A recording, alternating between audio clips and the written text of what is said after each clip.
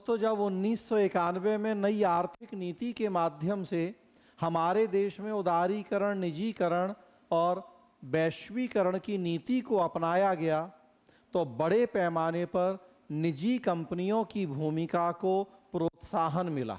निजी कंपनियों में देशी कंपनियों के साथ साथ विदेशी बहुराष्ट्रीय कंपनियों की भूमिका भी बढ़ी और सरकार के जो लोक उपक्रम या पब्लिक सेक्टर अंडरटेकिंग्स थे, उनके लिए सरकार नई औद्योगिक नीति लेकर आई।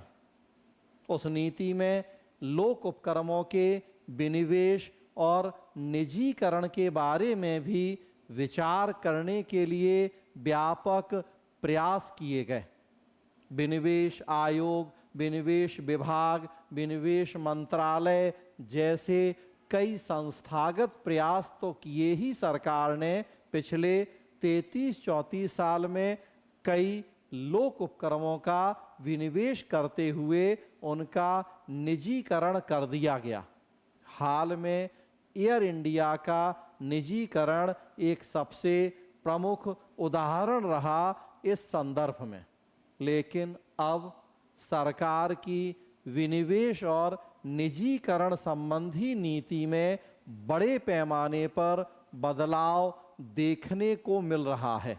वो क्या बदलाव है और ये बदलाव क्यों है, इस वीडियो में हम इसी बात पर चर्चा करेंगे। अखबार की एक कटिंग आपके सामने स्क्रीन पर है और देखें कि पूरा मामला क्या है, क्यों सरकार की नीति में परिवर्तन हो रहा है। तो मुद्दा है कंपनियों के निजीकरण पर बदली सरकारी नीति। पिछले 35-34 साल में कभी सरकार की विनिवेश और निजीकरण की नीति उतनी सफल हो ही नहीं पाई थी जितने सरकार लक्ष्य तय करती थी। और अब सरकार ने उस नीति में बदलाव किया है। कभी बिकने को तैयार सार्वजनिक क्षेत्र की कंपनियां अब विकसित भारत के निर्माण में देंगी योगदान। जिन्हें हम बेचने के लिए प्रयास कर रहे थे, अब पॉलिसी बदल गई है और कहा जा रहा है कि वो कंपनियां भारत को 2047 तक विकसित भारत बनाने में योगदान देंगी। तो कैसे सरकार की पूरी पॉलिसी में बड़े पैमाने पर बदलाव देखने को मिल रहा है। वित्त वर्ष 2021-22 के लिए पेश बजट में केंद्रीय सार्वजनिक कंपनियों सीपीएसयू के विनिवेश और उनके निजीकरण को लेकर एक रोड मैप पेश किया गया था वर्ष 2021-22 के बजट में, जिसके तहत रणनीतिक सेक्टर को छोड़कर अन्य सभी सेक्टर के पीएसयू के निजीकरण की घोषणा की गई थी।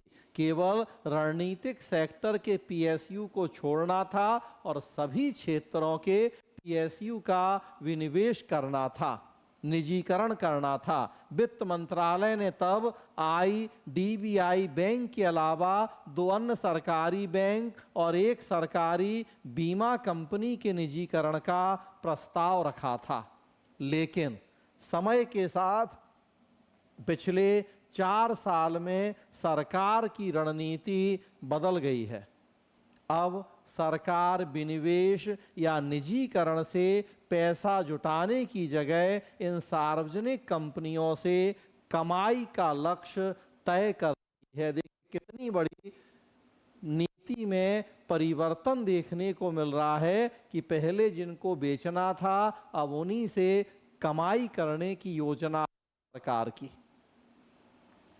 चालू वित्त वर्ष 2024-25 में विनिवेश या कंपनियों के निजीकरण से रकम प्राप्ति का कोई औपचारिक लक्ष्य नहीं रखा गया है। अपने आप में बहुत बड़ी बात। अदरवाइज हर साल सरकार बजट में विनिवेश से कितना पैसा प्राप्त होगा इसका लक्ष्य तय करती थी। इस बार कुछ नहीं हुआ ऐसा। दूसरी तरफ सीपीएसयू से चालू वित्त वर्ष में 56,260 करोड़ रुपए का लाभांश हासिल करने का लक्ष्य रखा गया है। अभी हम ये कहते थे कि इनको बेच के हमें कितना पैसा मिलेगा, ये लक्ष्य तय होता था, और अब लक्ष्य है कि हमें इनसे कितना लाभांश मिलेगा। कितना बड़ा चेंज है सरकार की नीति में।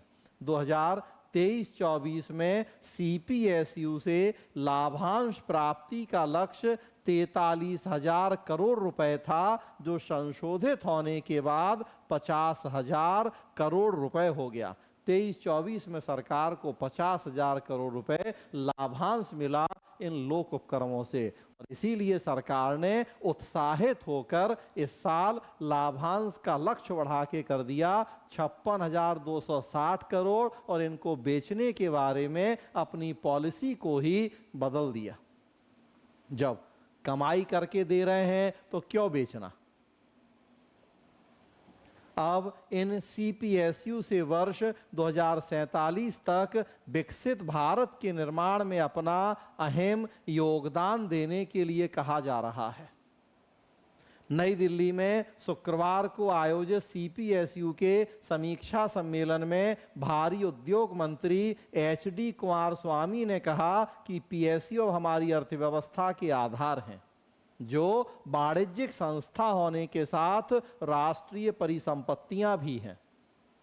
यह महत्वपूर्ण बुनियादी ढांचा, सेवाएं और औद्योगिक क्षमताएं प्रदान करती हैं। उन्होंने कहा कि प्रधानमंत्री ने अगले कुछ वर्षों में भारत को शीर्ष 3 अर्थव्यवस्था में शामिल करने का लक्ष्य रखा है, और इस काम में सीपीएसयू बड़ी भूमिका निभा सकते हैं।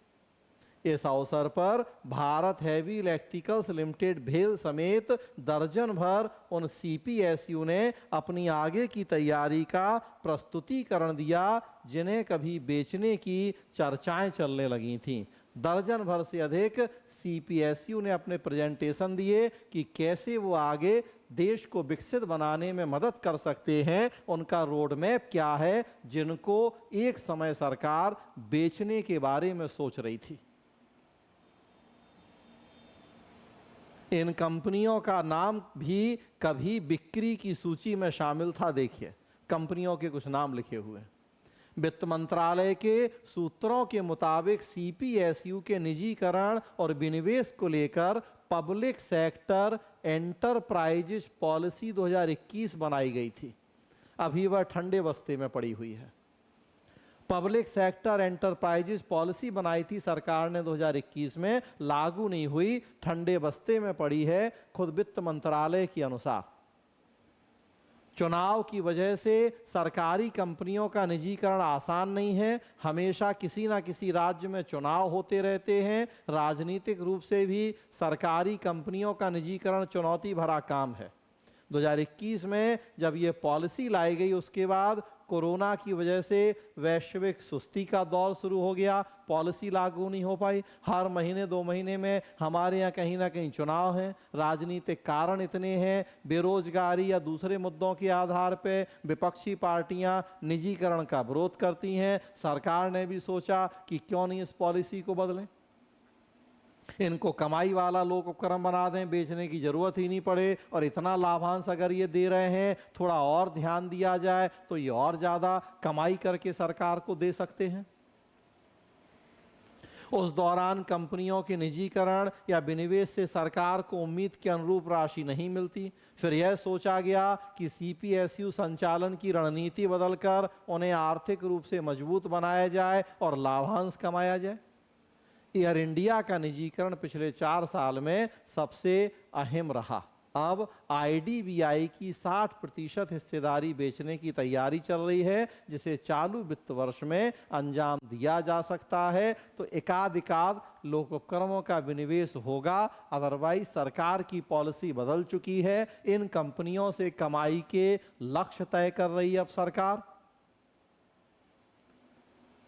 तो जिनका निजीकरण होना था उनसे कमाई होगी, तो सरकार की विनिवेश और निजीकरण की नीति में एक बहुत बड़ा चेंज, जिस चेंज की चर्चा हुई पिछले दिनों, जो एक सम्मेलन हुआ सीपीएसयू का समीक्षा सम्मेलन, उसमें इस नीति में बदलाव की चर्चा देखने को मिली। कई कंपनियों ने अपने प्रेजेंटेशन भी दिए।